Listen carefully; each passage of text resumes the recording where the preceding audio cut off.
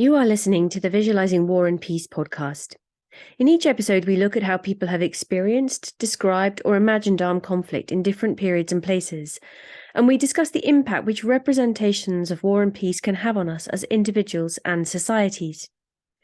Hello, my name is Alice Konig, and I direct the Visualizing War and Peace project at the University of St Andrews. As regular listeners will know, to begin with, our project's focus was simply on visualizing war. But in studying narratives of conflict and the impact which they have on people, we've become very interested in the ways in which people narrate war's aftermath and conflict resolution. And this has led us to look at different habits of visualizing peace and how those habits might influence peacekeeping and peace building now and in the future. Over the past 18 months, I've been working with a fantastic team of undergraduate students to explore how peace gets conceptualized and described in different contexts and communities. Among other questions, we've been asking, what recurring stories do individuals and communities tell about war's aftermath, conflict resolution, peace and peace building in art, text, film, photography, news reports, museums, music, sculpture, gaming, and other such media? Are narratives of peace always constructed in relation to narratives of war? And what, if anything, makes any given narrative identifiable as a peace story? Whose narratives or ideas of peace dominate in different parts of the world, and why? And what role can peace storytelling play in peace building? As for our work on visualizing war, we're very interested in the feedback loop between narrative and reality, the ways in which the stories that we tell reflect reality up to a point, but also help to shape it by influencing how we think, feel, and behave. There are important real-world applications to our work. In studying the stories that we tell about war and peace, we hope to raise awareness of the powerful ideologies which they generate over time, which are sometimes leveraged very purposefully by people in positions of social, political, or military power to engineer certain kinds of behaviours, even to perpetuate or generate conflict. And we can also build capacity in individuals and groups to harness storytelling themselves to help prevent or mitigate against the effects of conflict and promote peace. Because stories are world-building, they can function as powerful positive interventions in how and if conflict gets pursued or avoided. And we think that sharing more stories and generating more conversation about peace is a particularly important endeavour. The students involved in visualizing peace have been doing some incredible work in this space. They've been researching the affective, psychosocial impacts of storytelling, how stories in different media impact us emotionally, and how we can channel that to enhance peacekeeping and peace-building efforts. Some have been researching religious discourses of peace, while others have examined the ways in which peace gets framed, discussed, and marginalized in political debate. One team has been collaborating with a group of game designers to explore different models and markets for gaming peace, while another has been gathering data about how people relate peace to a range of physical and virtual places. Students have been researching peace linguistics, the lines of connection between inner peace and geopolitical peace, and different approaches to peace education, and this has led them to developing some new peace education resources, which they're now piloting in schools.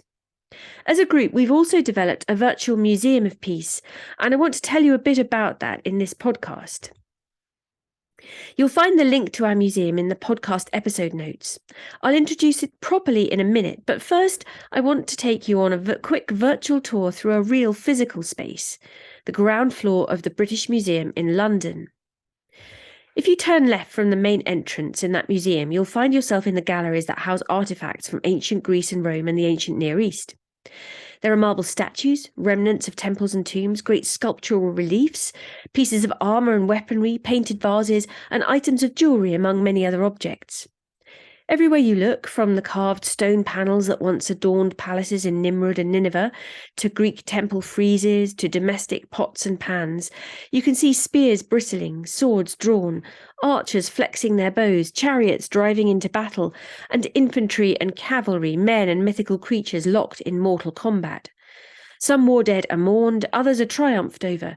Combat captives are marched in columns, while gods of war are invoked. There are also scenes of leisure, hunting, feasting, music-making, and glimpses of civic, religious and domestic life far from the battlefield. But you'll struggle to find any self-conscious representations of peace or peace-building on display, beyond some limited narratives of conflict resolution that are inherent in images of victory or celebrations of conquest. Visitors quickly become literate in the iconography of war and violence, and items in multiple rooms join forces to tell a story that draws compelling connections between favourable gods, strong political leadership, military force, and community prosperity. By contrast, ideas of peace, what it looked like, how it was experienced, and how it was made, remain blurred, out of focus, hard to visualise. That's not simply because many of the artefacts on display in these galleries mythologise war or amplify top-down forms of conflict resolution and the advantages of belligerent leadership. For centuries, the curation of these artefacts has allowed elite perspectives, geopolitics, and an obsession with empire to dominate. Information board after information board focuses our attention on those in power, on threats to their sovereignty, on shifting territorial boundaries, and on stories of imperial expansion or decline, building a picture of human history in which great civilizations lurch from one conflict to the next. Of in-between times, war's aftermath, the lull between clashes, periods of peace, we can see remarkably little.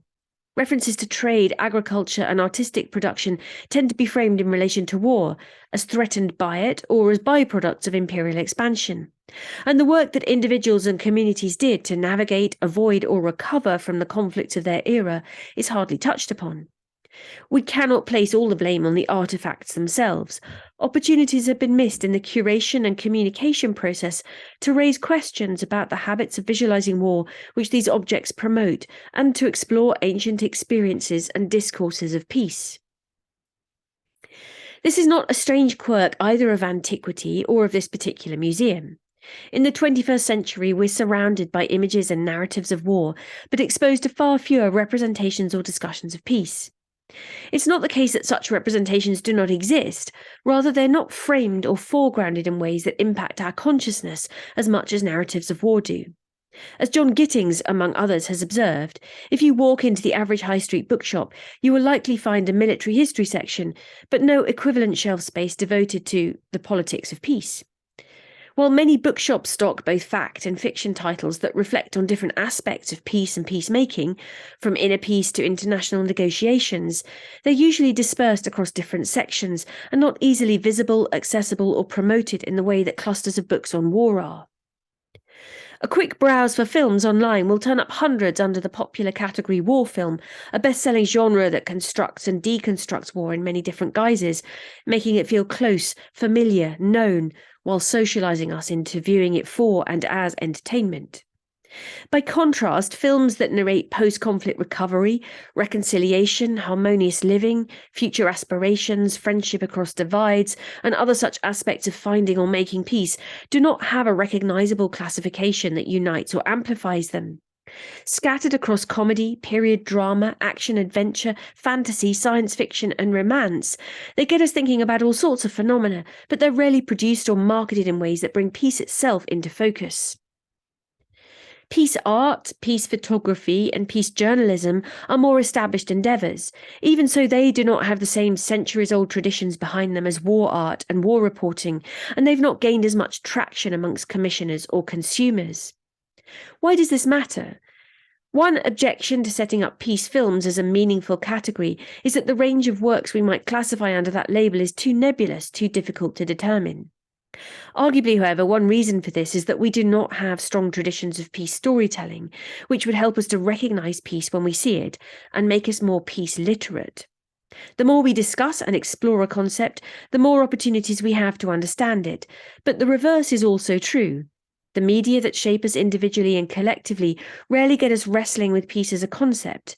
As a result, we struggle to visualise it or grasp it, and so tell fewer stories about it, and so the cycle goes on. Our Museum of Peace aims to make a modest contribution to wider efforts to render peace and peacemaking more visible, more discussed, and better understood. This virtual exhibition space has been designed and developed by a student research team, and as I've noted already, it's grounded in an understanding of narratives as world building. Our aim is to harness the power of story sharing to illuminate different habits of visualizing peace and their influence, actual or potential, on how it's experienced, promoted, created, and sustained. For us, visualizing peace goes well beyond simply picturing it. It involves evoking, figuring, engendering, and ultimately realizing it, narrating peace into certain ways of being.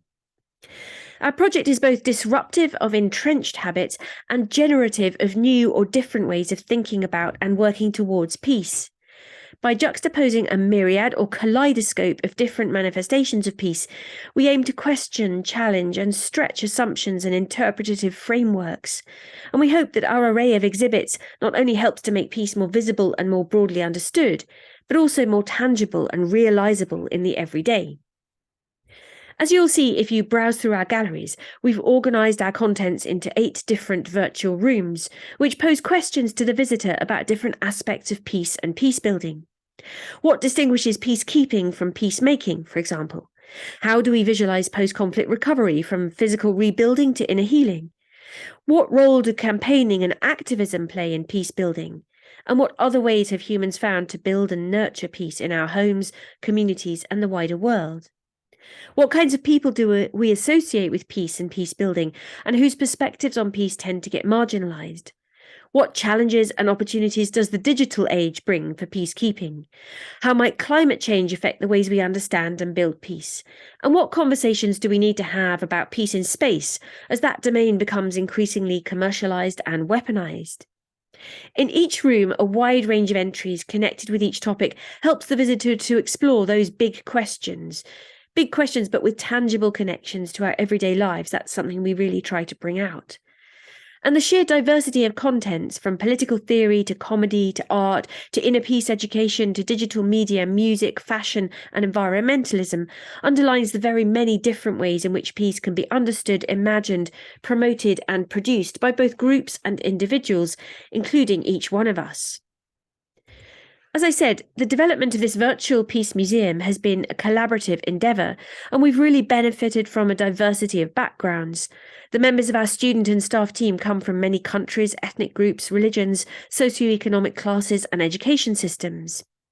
Even so, we're aware that we're still very much positioned within a privileged space in Western, specifically British academia. For that reason, we've thought very carefully about how to increase viewpoint diversity, how to incorporate and include a wide range of voices, experiences and positions, so that privileged ideas of peace do not dominate. This is inevitably a work in progress, but as we continue to add new entries, we're trying to ensure broader representation across genders, generations, cultural and religious identities, regions, socioeconomic backgrounds and life experiences. Most of the museum's creators have experienced high levels of peace and very little conflict in their lives, so we've had to think hard about the ethics of visualizing peace for others in ways that speak to multiple complex experiences, not just our own. Whose experiences and ideas of peace are we allowing to take centre stage? And what models or definitions should we give space to? From belligerent forms of securitization to campaigns for human rights, justice and equality, to uprising and revolution, to care for others and the environment. One person's security might be another person's repression. One person's pacifism might pave the way for another person's colonization. Some peace museums push very particular agenda. The Museum of Peace in Bradford in the UK, for instance, has strong connections with the campaign for nuclear disarmament. Our approach is not to promote certain visions of peace ahead of others, but rather to expose the many different understandings and approaches that humans have experimented with over the years as a valuable archive or repository of options, pathways to peace that we can continue to explore in the future, depending on individual circumstances. If we've learned anything from our curation of different concepts of peace, it's that it can be understood and achieved in an extraordinary range of ways. And we want to celebrate that because it's an empowering message. Lots of theories of peace building pitch different methods against each other. But our museum helps us to see that peacemaking is creative, sometimes opportunistic, experimental, sometimes accidental, challenging, conscientious, contentious, and always evolving. And we think that having an archive of contrasting approaches is a very rich resource for us all to draw on, whether we're peace practitioners or simply ordinary people going about our everyday lives. While we are a university-based research team, we've made a conscious effort to listen to voices beyond academia and to explore representations of peace in less mainstream media.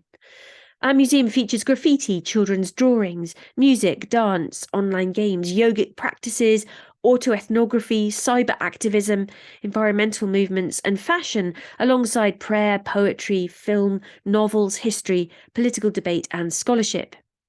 While academics undoubtedly play an important role in shaping our understanding of and approaches to peace, the world of university research can sometimes feel detached from practical societal concerns, and peace practitioners can find critical theory difficult to access or implement on the ground.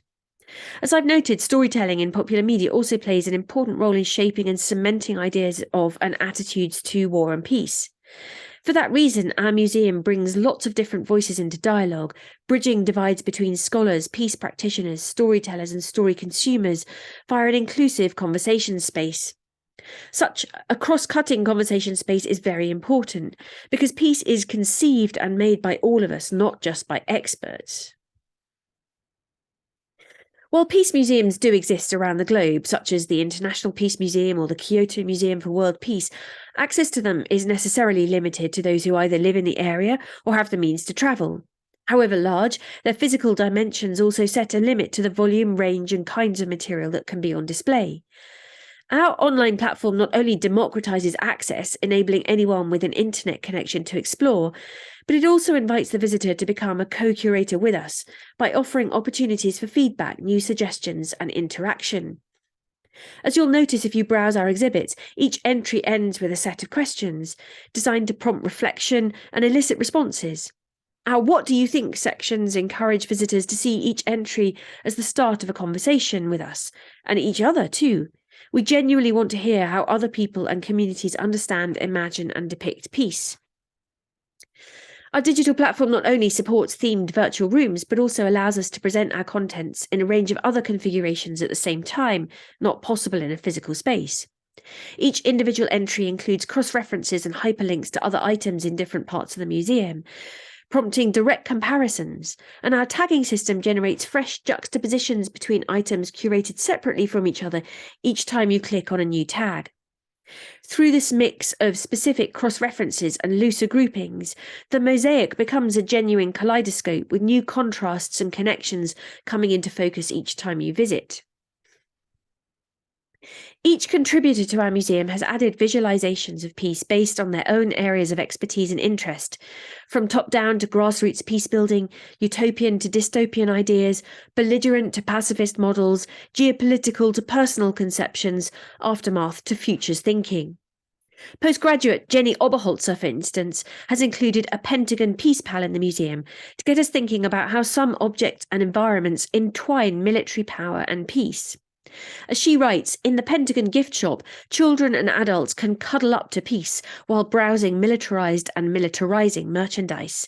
This toy for children is sold in the same building that represents the military power responsible for the overthrow of multiple governments and the ensuing humanitarian disasters, not to mention internal issues of violence and assault within the military itself against its own personnel. The juxtaposition brings peace and conflict into each other's orbit as complementary bedfellows, equal partners in a shared vision. The Peace Pal's rainbow colours and cheerful smile sanitize the atmosphere with a bright reminder of what everyone is fighting for. It may go unnoticed by many, but for the children who pick it up and the adults who glimpse it in their peripheral vision, this simple teddy bear contributes to wider ways of visualising war as a pathway to peace. Undergraduates Claire Percival and Joe Walker, meanwhile, have done a deep dive into conscientious objection and other philosophies of nonviolence, encouraging visitors to think about the role that ethics and religion can play in how people visualize peace, and raising questions also about how effective idealism can be in contrast to pragmatism in working towards peace. As part of her research into the relationship between peace and space, Eleni Spiliotes has critiqued a series of aspirational architectural projects which visualise calm, contented futures for their potential residents. Grace Bittner, Isabel Frazier and Attilia Meden, meanwhile, have looked into peace and peace building in the cyber realm, encouraging us to consider the contributions made by social media, surveillance technologies and even hacktivism.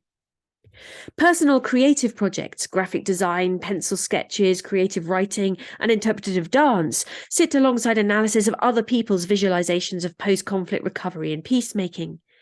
For example, we feature the Green Mosul initiative directed by historian, blogger and activist Omar Mohammed, which embodies grassroots peacebuilding in multiple ways, by involving teams of volunteers from diverse social and religious groups to plant trees and restore Mosul's natural environment as part of wider restoration work within and around the city.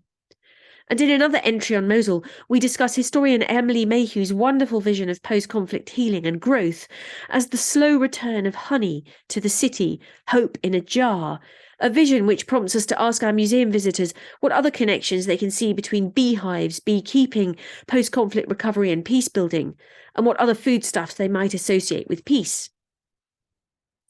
Reflecting on a conflict closer to home, student Harris Sidafin has created a collage to capture the fragility of peace in Northern Ireland, while Arden Henley has written a series of screenplays exploring how genres like comedy and horror can shape how we understand and experience different manifestations of peace, personal, social and political.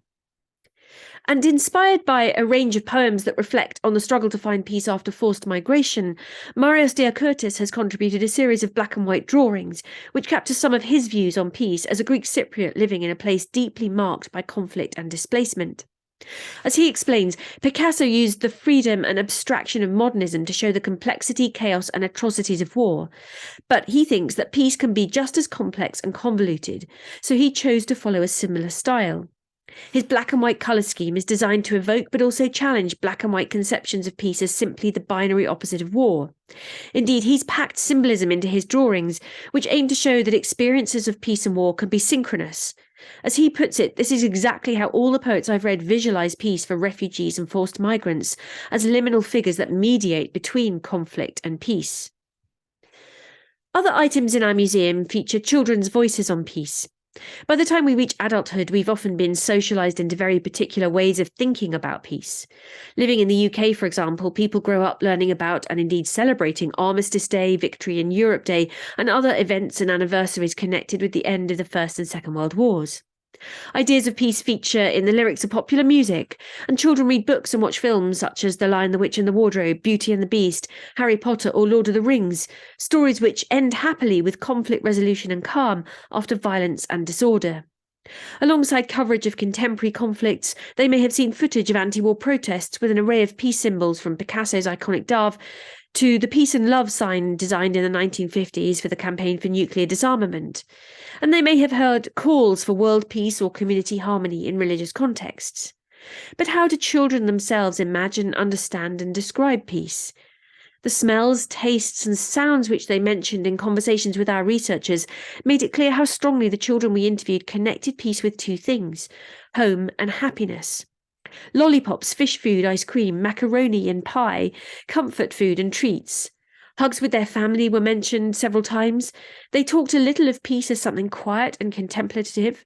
For example, several described being curled up with a book as a peaceful experience, while another described sitting still in the garden at night while swifts swooped by.